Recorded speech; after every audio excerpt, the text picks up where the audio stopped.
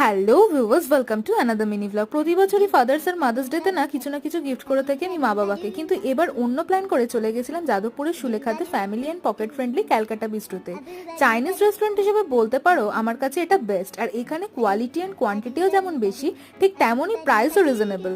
আমরা অর্ডার দিয়েছিলাম 3 জনের জন্য 2 প্লেট মিক্সড ফ্রাইড রাইস আর একটা chilli chicken. Mixed fried rice নিয়েছিল 280 করে, আর চিলি চিকেন নিয়েছিল 265 টাকা করে। আমি তোমাদের সাথে মেনু কার্ডটাও শেয়ার করে নিচ্ছি, তোমরা চাইলে স্ক্রিনশট নিয়ে নিতে পারো।